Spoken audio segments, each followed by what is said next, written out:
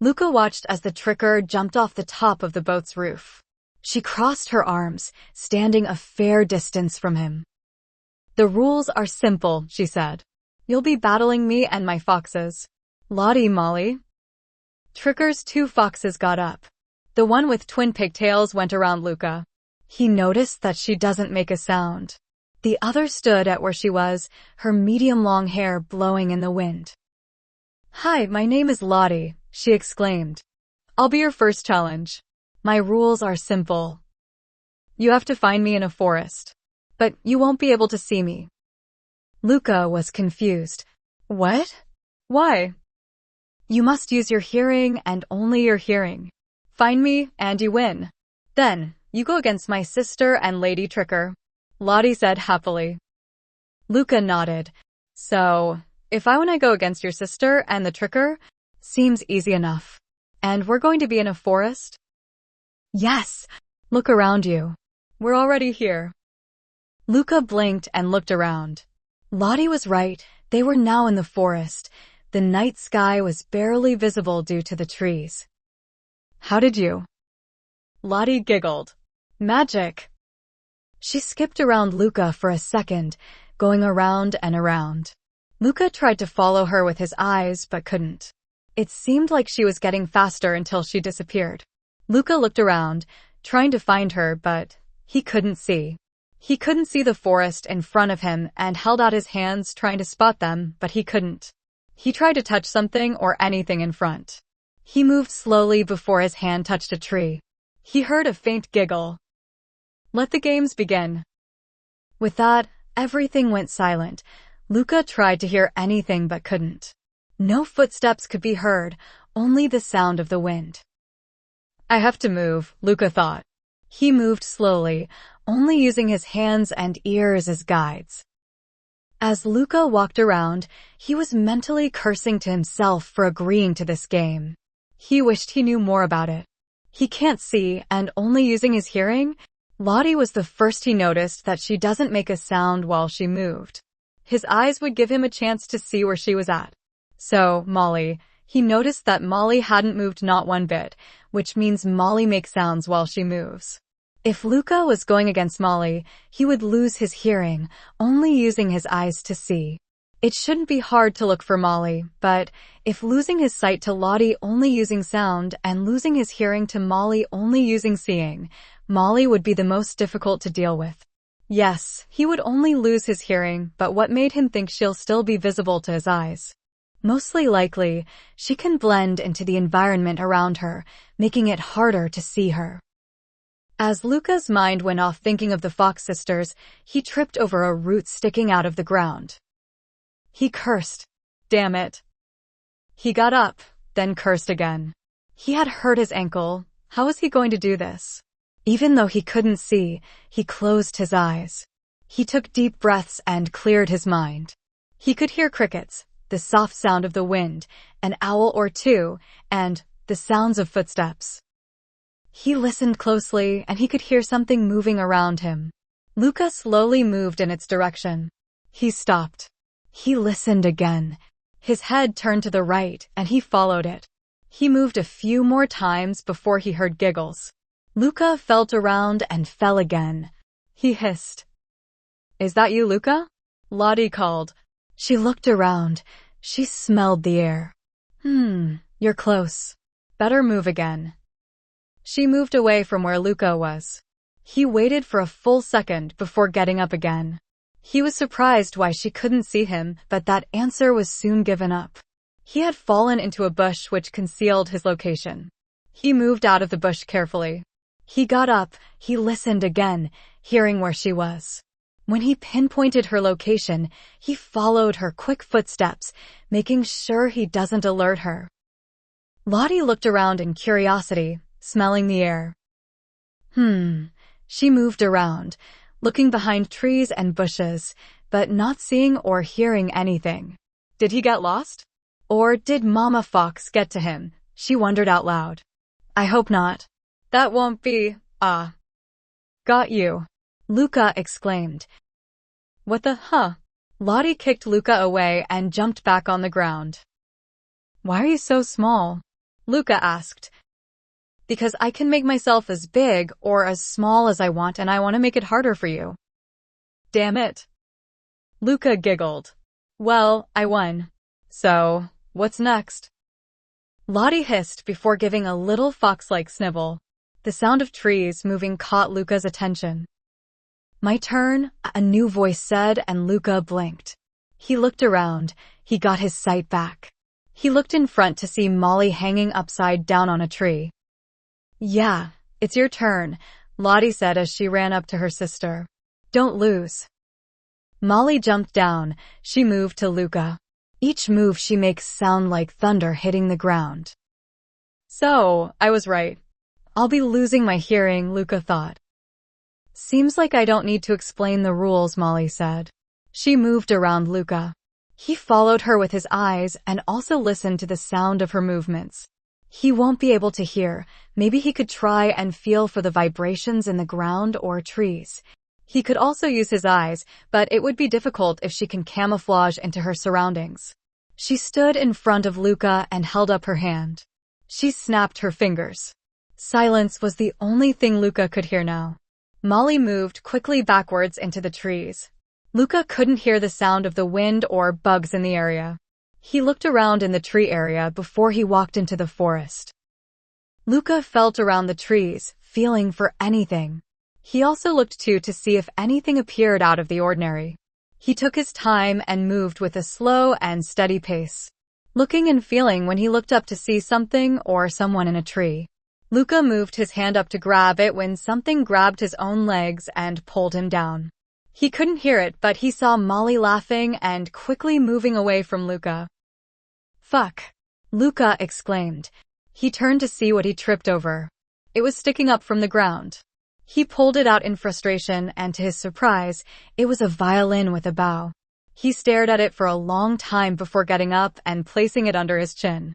He doesn't know why, but he just started playing it. Molly laughed to herself as she moved from tree to tree. Luca almost caught her, but was glad he let himself be known to her. She jumped down on the ground, smelling the night sky, tree-filled air. Stupid human. He won't be able to. Her ears perked up. She listened to the sky. The sound of a violin played in the air. She felt the ground beneath her shake. No, no, no.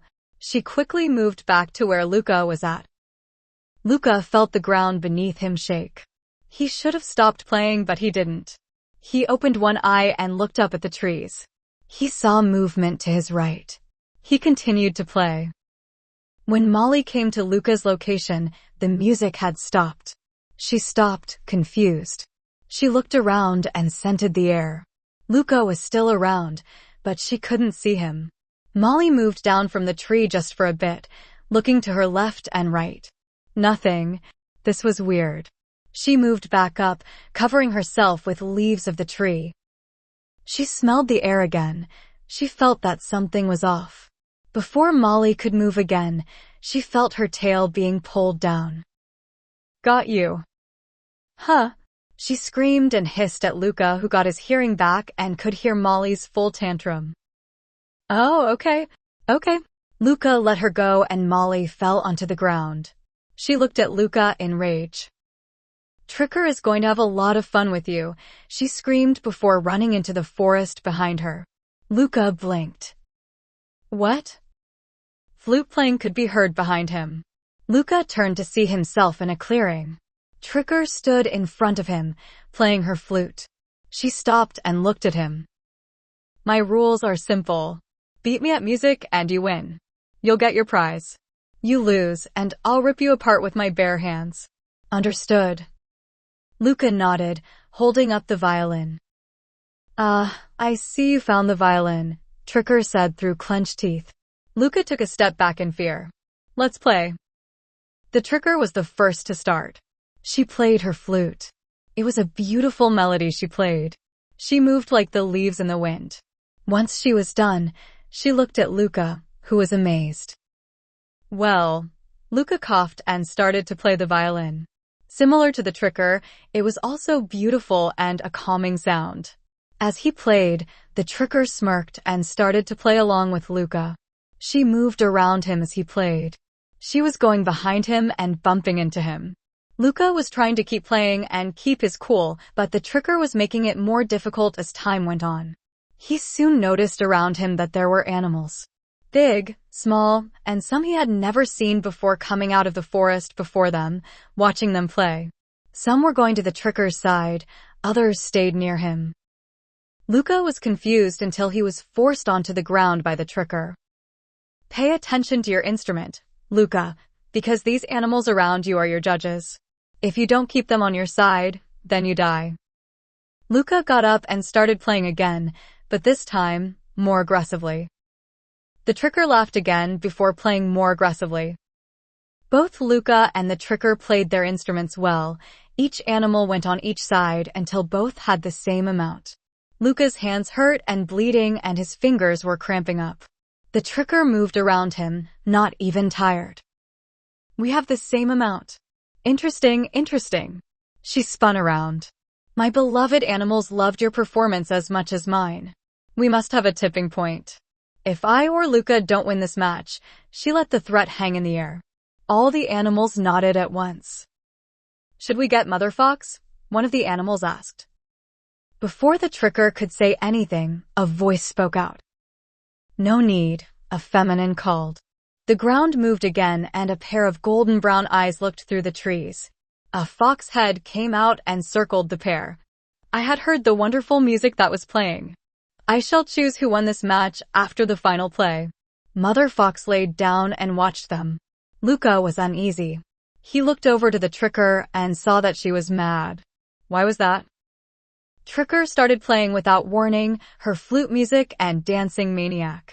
Luca stepped back, but quickly started playing himself, not wanting to lose to the tricker even though his fingers were bleeding and starting to go numb.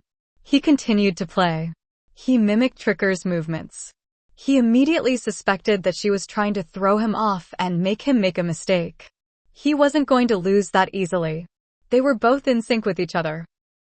The tricker was starting to get annoyed by Luca and tried to force him to stop playing.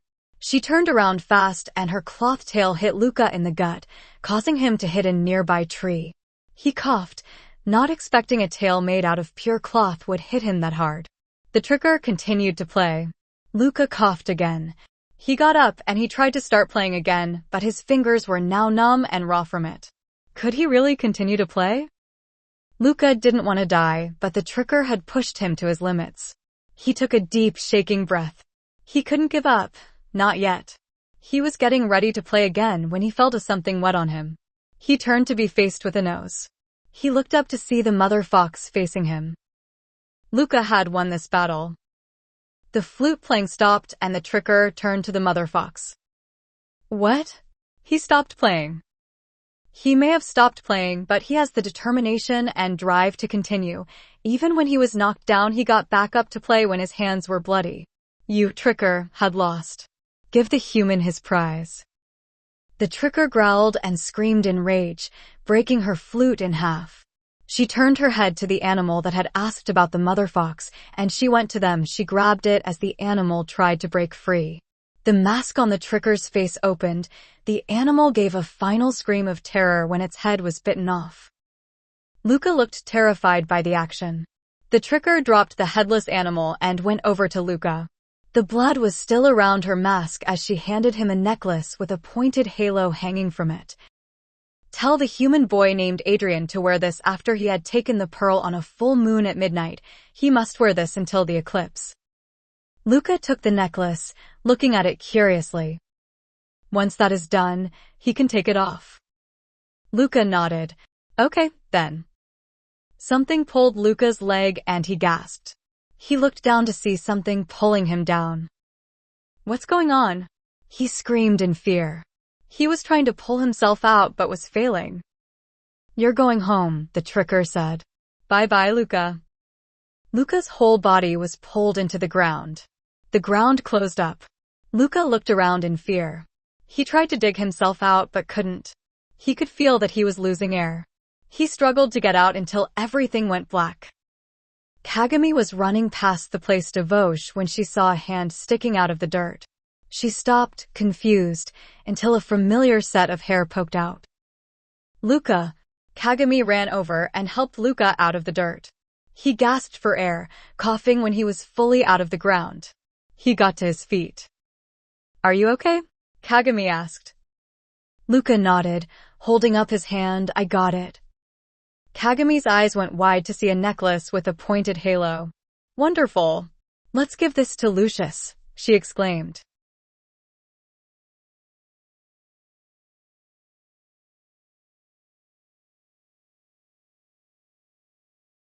Luca nodded, and they both ran in the direction of Adrian Place. When Luca and Kagami made it, they were about to ring the doorbell when a voice came. Boy, you guys work fast, Adrian said, walking up to the gate. Lucius? Yes, Kagami, it's me. Now hand them to me. Lucius held out his hand. Kagami handed Lucius the pearl. The siren said to take this at midnight on a full moon. No sooner or later than midnight. Lucius nodded. The full moon is on Friday, so that won't be a problem. He then looked at Luca. Well? Luca handed in the necklace. I was told that you should wear it right after you take the pearl, but you have to wear it until the eclipse. Lucius raised a brow, taking the necklace. Until the eclipse? It's next year. Luca shrugged. I guess I didn't look it up. Lucius rolled his eyes and pocketed the items. Well done to you both. Kagami, you have completed your end of the deal. Lucky for you. Kagami nodded. She felt relief when the chain was removed from her arm. Now, you two, get home. We've got a busy day tomorrow. With that, Lucius walked back into the house. Luca and Kagami stood there for a while, not talking to each other. He's very unsettling, Luca said after a moment. Kagami nodded. They both walked away from Adrian Place. Natalie blinked at what she saw on the camera. The doorbell went off, which woke her up. She looked at it curiously, wondering who would be here at this time of night when she saw Luca and Kagami, Adrian's friends, at the door. She was about to ask them why they were here this time of night when she saw the hands of Adrian. For some reason, she couldn't hear what they were saying, but after a moment, they handed him some things she couldn't make out. They soon left. After a moment or two, Natalie got out of bed. She was going to ask Adrian why his friends came over and what they gave him. As soon as she opened her room door, Adrian came up the stairs. Adrian? Adrian looked up at Natalie in shock. It took him a moment to respond. Hello, Natalie. Why are you up so late? Adrian asked sweetly, but Natalie felt uneasy when he spoke. For some reason, she knew that this wasn't Adrian. Who are you? Natalie demanded. Adrian looked at Natalie for a full minute, not saying a word. He had completely changed. Natalie walked up to Adrian. Who are you? I will not ask again. Natalie fell onto her knees, holding her stomach as she coughed up blood. It looks like you got hit by something, Adrian said, walking up to Natalie and going down to her level. She looked up at Adrian. She could feel the evil coming from this boy she knew since he was a young child. This wasn't Adrian. She felt her whole body shake in fear, and Adrian smiled darkly. Let's pretend we never saw each other, okay? Natalie nodded, coughing up more blood. Adrian chuckled darkly, but helped Natalie up to her feet. His hand went to her stomach and pulled something out. It was some kind of small blade. Natalie's eyes went wide. She hadn't noticed the small blade was there nor felt it there in her stomach, only pain. But it was not even a stabbing pain. If her eyes could go wider it would, because the blade soon disappeared. Adrian walked Natalie to her room and placed her carelessly on her bed, not caring for her comfort. Natalie was still holding her stomach. Blood was staining her sleepwear. Good night, Natalie. Adrian turned to leave. Wait, what about my bleeding? Adrian stopped and looked at her and laughed softly. Bleed to death or fix it yourself. I don't care if you live or die, Adrian hissed as he closed the door, leaving Natalie shocked and in pain. Natalie got up the next morning, slightly hissing in pain from last night's events. She was able to find a first aid kit. Cleaning and sewing up a wound was not fun for her. She hesitated on going near Adrian's room door, but she had to get Adrian ready for school. She walked to his door, knocking on it. "Come in." Natalie hesitated again before opening the door. "Adrian, you ready for school?" Adrian looked at Natalie and smiled. "Yeah, I'm ready. Can we stop by the store on the way?" Natalie nodded but was confused. Adrian looked like Adrian, the kind and sweet-hearted boy that won't hurt a fly. If it wasn't for the wound from last night, she would have dropped it off as a dream. "Natalie?" Natalie jumped at Adrian's voice. "Oh, of course, Adrian," she quickly said. Adrian looked at her worriedly but smiled and walked to Natalie. She quickly moved out the way so Adrian could pass, which he didn't notice. When Lila got up this morning, she had an odd feeling that something wasn't right. She got ready for the day and texted Adrian, saying that she'll be ready within 30 minutes at the latest. He texted back with a heart. She sighed. She's got to remember to talk to Adrian about last night. The kiss, she didn't think that Adrian would develop feelings for her, and she hoped no one saw or took a video of them. And that was only one event. So much happened yesterday. Chat Noir and Ladybug's interview degraded, and Nadia got akumatized, and Lila ended up giving her a show idea based on what happened. So much drama. Maybe Lila shouldn't go to school today. But she can't risk Marinette winning in the end. Luca was getting ready to join his friends at Françoise Dupont for the second day of the festival. His sister had left already, heading to school early in the morning to ready for today. His phone rang and he looked at it. He got a text from Lila. "Dipshit Lila, Luca, come to my place real quick, I'll send you an address." Luca blinked and saw the address pop up. He got onto his bike. "Bye, Mom. I'm going to see my friends now," Luca said. "Okay, Luca.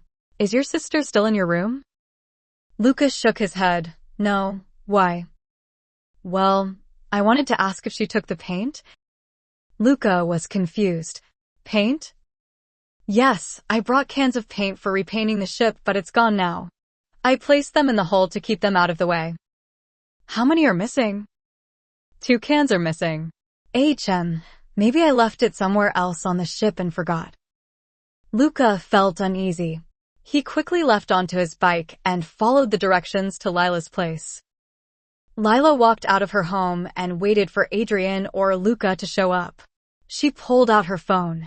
Luca had seen the text but hadn't replied to it yet. She sighed, putting her phone away. She heard a set of footsteps coming to her right. She quickly turned and screamed when paint was thrown at her face, and then someone pushed her down and emptied another can of paint on her. "Hey!" Luca's voice was heard, and the assailants ran off at the same time as Adrian's car pulled up. Adrian got out of the car and Luca jumped off his bike, going to Lila. "Lila, are you okay?" Adrian screamed in fear. Luca looked at her and looked over the paint cans. "Why, yeah, I'm fine, just covered in paint. I need to get inside and wash it off." Adrian helped Lila up. "Natalie, can you call the police?" Natalie nodded, already on the phone. Luca looked at the paint cans and read the name. Polyurethane boat paint. Was that toxic to humans? Luca quickly turned to Natalie. "Call the ambulance." "What?" Natalie said, "It's just paint." "No, this kind of paint can be toxic to humans. It's boat paint." Natalie dropped her phone. "You 3, get into the car now." "You're very lucky, Ms. Rossi," the doctor said, looking over Lila. Adrian and Luca sat in the consulting room with her, where Lila was able to get the paint removed with oil and isopropyl alcohol. She was grateful. The paint had started hardening and smelled horrendous. If she had it on her for a bit longer, there would have been some skin damage. "Thank you so much, Doctor," Adrian said. "Yes, thank you very much," Luca also said. "You are most welcome.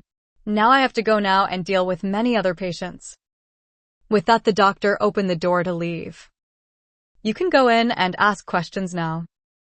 Two policemen walked in and the three friends recognized one of them being Sabrina's dad. "Hello there. Now can you tell us what happened?"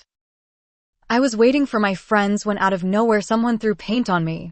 And I was pushed onto the ground as well," Lila said. Roger hummed, writing it down. "Do you know them? Or saw their faces?" Lila shook her head. "There were two people. They were wearing black jackets and maybe wearing a mask. I am not sure." Roger hummed, writing that down as well. He put his notepad back into his pocket. "We'll take good care of these criminals. Don't you worry." Lila nodded, smiling. "Thank you."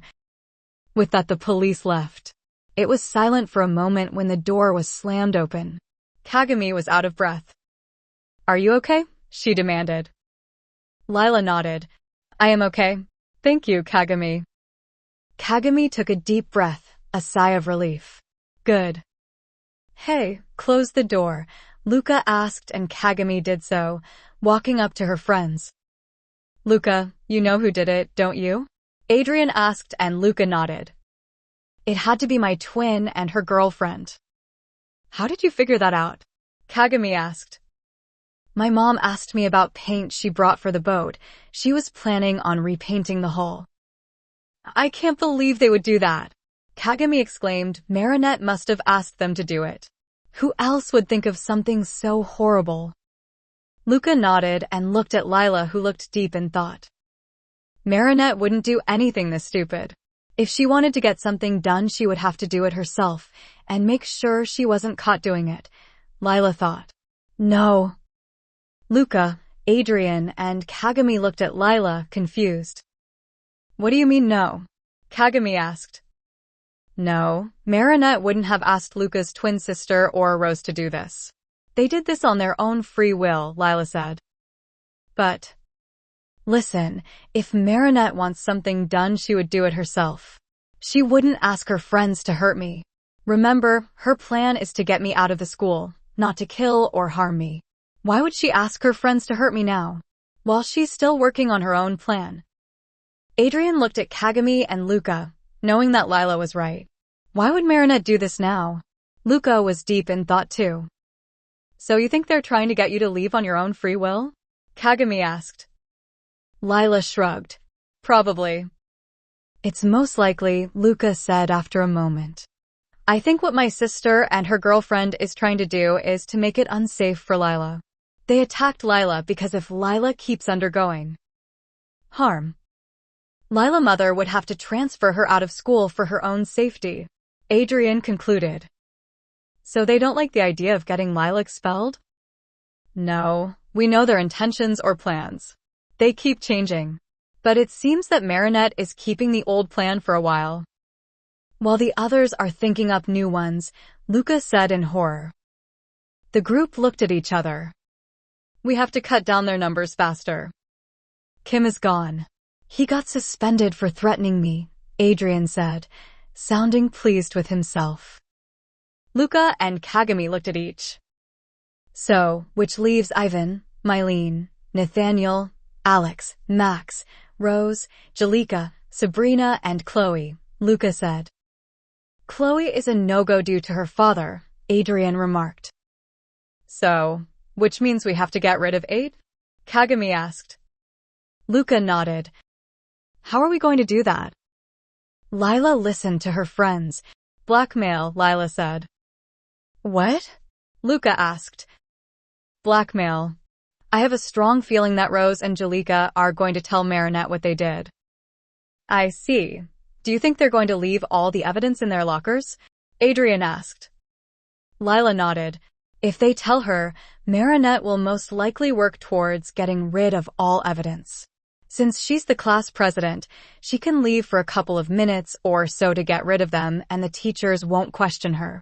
Or she would take the evidence and hide them. Either way, the teachers won't be able to find any proof. I didn't see their faces either, so I can't fairly accuse them. So they can't risk themselves getting in trouble. It's better if Marinette deals with it now rather than later," Kagami said. "This is too much. I mean, are they crazy? Doing all of this just to get one girl out of school?" Luca exclaimed, his chill demeanor breaking. She's got the whole class in on this. The whole damn class, my fucking sister too. Does she realize what she's doing? If anyone finds out, a lot of people are going to get fucked over. I think she does. I have a feeling she was going to do it on her own until something happened which made her get the others involved. Adrian bit his lip. She started getting others involved after that day I warned her. Adrian thought. Do you think she'll throw someone under the bus? The voice questioned. Thinking about it now, Chloe's mother brought that stuff in, and if I remember correctly, didn't Chloe try to kick Lila out of school? Adrian silently hummed. Who's to say that she wouldn't do it or wouldn't have a pet do it for her? Marinette could easily pin it on Chloe, but that would result in Lila getting back in school unless Lila always had a school pick out for her by her mother. Ad, you okay? Adrian looked at Lila, who looked worried. I am fine, just lost in thought. Lila nodded after a moment, but Kagami and Luca noticed that something was off. A knock on the door caught their attention. Natalie opened it, walking in with new clothing for Lila. Your mother hadn't picked up her phone, but I left a message informing her of what had happened. Natalie walked over and gave Lila the clothes. A gift from Gabriel. He's terribly sorry to hear about what had happened and wishes you all the luck in finding the predators. Lila took the clothes and smiled. Thank you, Natalie. Natalie nodded. You three, come out now. Are we still going to school? Adrian asked, and Natalie nodded. Yes, but I'll be coming with you to school for today and tomorrow. Adrian nodded. The four of them walked out while Lila got changed. As Luca walked out of the room, he thought, the idea of blackmail won't work. Not for him or anyone. Rose and Jalika had to go, no matter how much it pained him. Jalika was panicking. She couldn't believe she and Rose did that. Throwing paint on Lila, even though it was her plan, she just couldn't believe she went through with it. She even got her girlfriend involved in this, and she wished she hadn't. Both Jalika and Rose walked into school quickly. They had a bag which held evidence of their wrongdoing. Once in the locker room, she threw the bag into her locker, locking it up. Rose looked at her and gave a single nod. Let's go tell Marinette. She'll deal with this. Jalika nodded. She held out her hand and Rose took it, leaving the room. Marinette was in Madame Bustier's room watching a tragedy romance. She was crying softly. Marinette. Marinette wiped her eyes when she saw Rose poking her head out. She beckoned at Marinette to come. Marinette excused herself, leaving the room. Hey guys. What's up? Marinette looked at them worriedly. Jalika looked scared. What's going on? Marinette asked quickly. Come with us, Rose said. All three girls walked down the stairs and into the boiler room. Once there, Marinette asked again, What's going on? Marinette, Jalika said quietly. Me and Rose threw paint onto Lila in hope of her getting taken out of school and into a different one. Marinette blinked once, twice, and a third time. I'm sorry you did. What? Jalika took a step back, scared. We threw paint on Lila. Why? Marinette yelled. Because we didn't know if your plan would work out or not. We can't wait until the fashion show to do it. Rose exclaimed. We thought that if we scared Lila, she would tell her mother and transfer out of school. You idiots! Do you realize how much shit you two are in? We wore disguises. Jalika quickly said. She didn't see our faces or hear our voices. Did anyone saw you? Marinette asked. And my brother and Adrian showed up, but they didn't. Marinette pushed past Rose and grabbed onto Jalika's shirt. You stupid piece of shit. Do you realize how fucked you are? Rose and Jalika were taken aback. Rose was too shocked to say anything. Jalika tried to break free from Marinette's murderous eyes. He didn't. What kind of paint did you use and where did you find it? Marinette snapped. I found it on the ship, Jalika cried softly. I don't know what kind it was. Marinette turned to Rose. Do you know? It was ship paint. It was for coating. Ship paint. Jalika cried. Oh, and no. I thought it was art paint. Marinette's eyes landed on Jalika. Jalika's blood ran cold when she saw the look of pure hatred in Marinette's eyes. You think hurting her would get rid of her fast? You'd be damn glad that Luca and Adrian were there. I hate her guts, but I don't want her dead. Now, you listen to me and listen to me good. Marinette hissed. Go to your locker. I'm assuming you brought the evidence with you. Jalika nodded. Good. Now, go. Marinette let Jalika go and both girls ran up the stairs to get the evidence. When the footsteps no longer sounded, Marinette sighed. That was kind of hypocritical of you to say, Marinette, the voice of Tiki spoke as she flew out of Marinette's purse. How? Marinette asked. Don't act like you don't remember. Yesterday night you were handing Lila off to Prime Queen. Seems like you were trying to get her killed. Marinette shook her head. No, it was teaching her a lesson.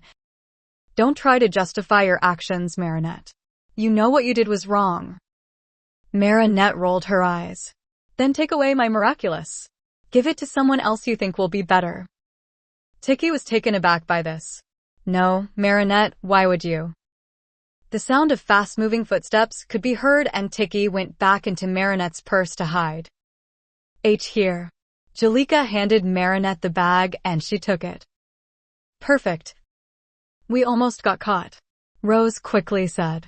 When we were walking out the locker room we saw Luca coming down the stairs. I think he's looking for us. Damn it. Stay here, I'll deal with him.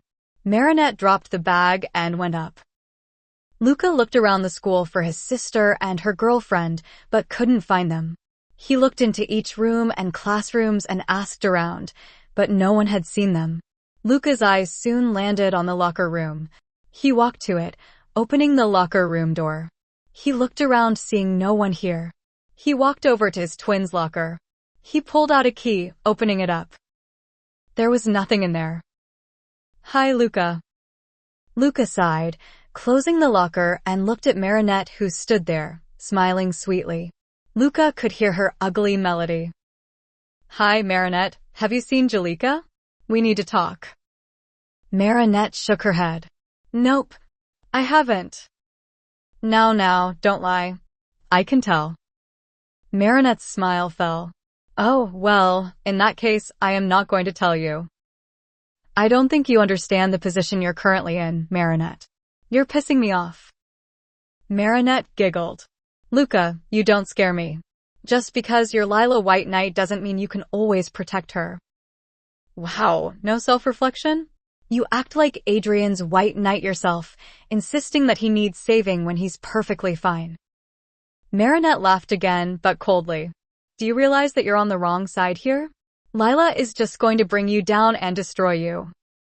Lila isn't doing anything wrong or evil, and you know it. You just can't accept that Adrian loves someone else instead of you. You jealous twin pigtails-looking bitch. Marinette growled. How dare you? Because of you, Alia and Nino are suspended. Kim got suspended as well. Are you planning on hurting your own sister? Luca looked at her with cold eyes. Marinette gasped when Luca nodded his head. It's too late for her and Rose. What? Please just listen to us, the voice of Jalika screamed. We didn't do it. Please. Rose's voice soon followed. Marinette ran out the locker room. Luca followed behind.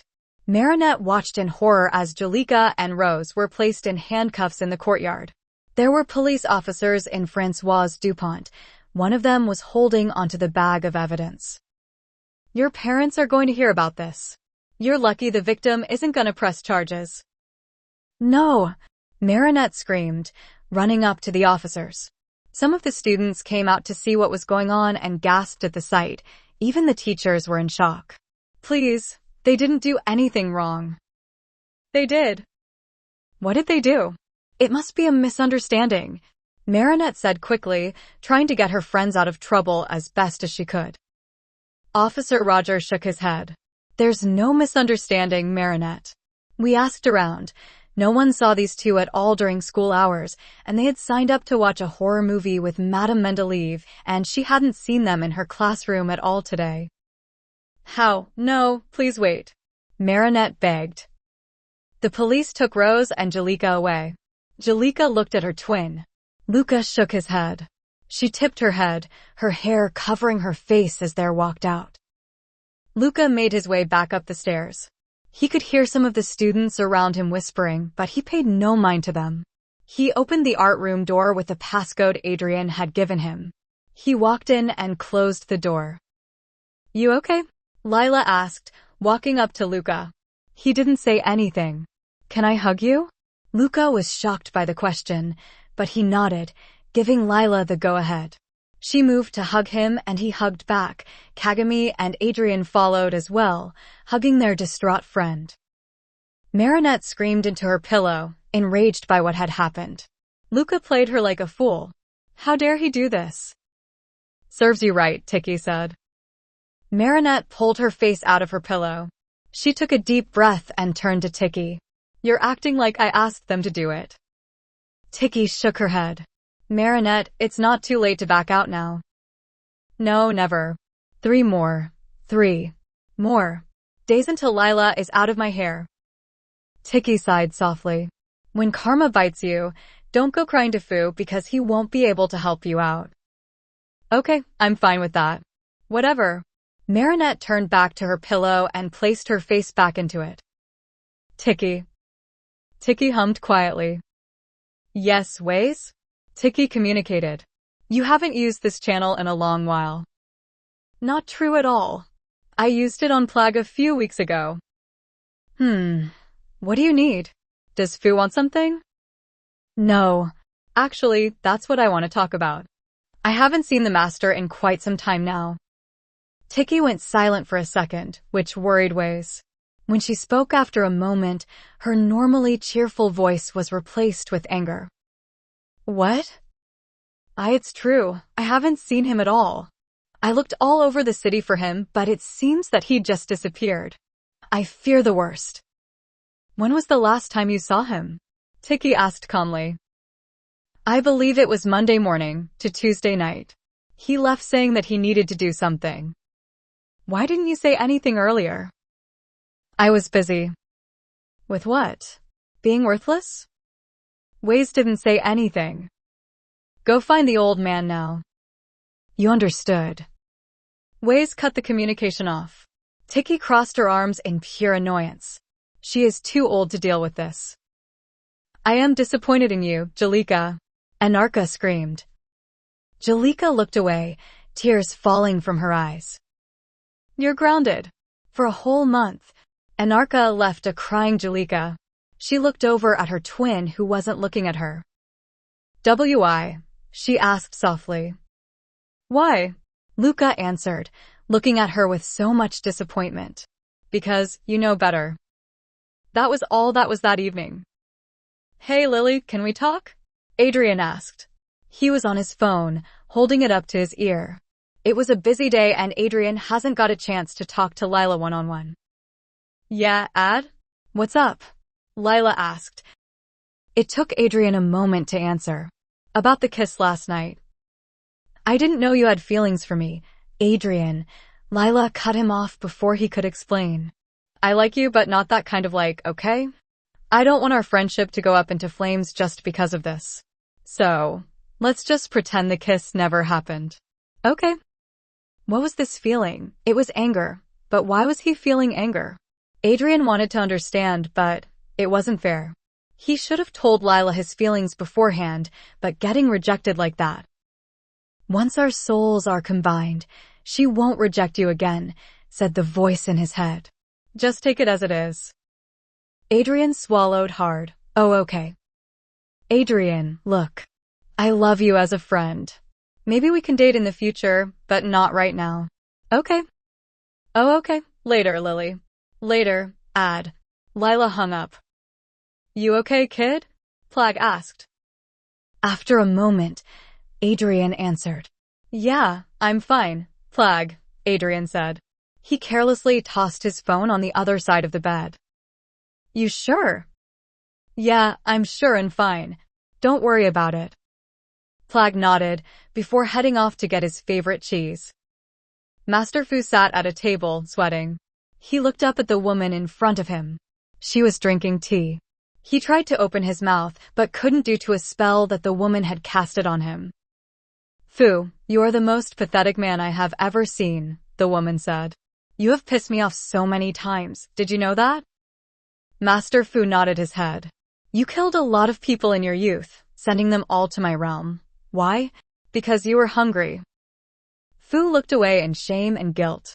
The woman sighed, placing her cup of tea down and looking at the old man. What do you want? You came looking for me for 2 days. Why? She snapped her fingers so he could speak. Amber, I am very sorry. Please don't take my soul and send me to hell. Master Fu exclaimed, cupping his hands together, pleading. Amber rolled her eyes. That's not the only reason. Master Fu bit his lips. I wanted to ask if you could. No, Amber cut him off. You haven't been doing your job in years? If you think I'm going to let that soul of yours get reborn, you've got another thing coming. Master Fu moved back in fear. Your soul will be sent to hell whether you like it or not. Now get out. Master Fu nodded, quickly leaving. It took him 2 days to look for the doorway in. Now he's leaving empty-handed. Tomo, Gabriel said absent-mindedly, listening to the woman yell and scream at him was getting tiring. You have fucked me over, Gabriel. Do you realize what you have done? Tomo screamed. Gabriel rolled his eyes, not caring. That sounds like a you problem. Goodbye. I am going to kill. Gabriel hung up. He clicked a button next to his computer. Natalie set up a blockade up. My dear old friend is coming to bite my head off. Of course, sir. Gabriel removed his finger from the button and looked back at his computer, then to the ring on his finger. A long memory came to his head, full of regrets. Are you sure, Emily? A young Gabriel asked. Emily nodded. Yes, Gabriel. Our baby will be born and he'll be real. Remember what Tomo said? As long as our baby has both our souls, he'll be real. We don't have to worry if our rings break and end up killing our child. We have to do this. Gabriel didn't like this at all. He never wanted a child in the first place, but his love for Emily, he wanted to make her happy. Okay, Gabriel said with a smile. Let's do this. Emily smiled. Thank you, Gabriel. The sound of a door opening and closing could be heard. They looked behind them to see Tomo's short raven black hair and golden brown dragon eyes looking at them. You ready? Mind you, I have to get this book away from my soon-to-be-late ex-husband before he finds out about me taking it. She walked up to them, handing out the book. Are you pregnant, Tomo? Emily asked, taking the book and looking at Tomo's stomach, which had grown in sizes since the last time they spoke. Tomo growled, I hate children. He already gave half his soul to this parasitic bug. Tomo exclaimed, I can't take his full one, so I have to deal with half and deal with his side of the family. Oh, don't say that. You're going to love your child. No, I won't. And he, that pathetic excuse of a man, already picked out a name for this parasite, Kagami. I hate it, Tomio said in disgust. Emily shook her head, looking at Tomo. You will learn to love your baby, just as me and Gabriel will. Right? Emily looked at Gabriel, who smiled, nodding. His beloved couldn't tell his smile was fake. Anything for you, Emily, Gabriel thought. Gabriel hummed at the memory that came before him. Soon, we will be together again, Emily. Soon, Gabriel whispered, going right back into his work.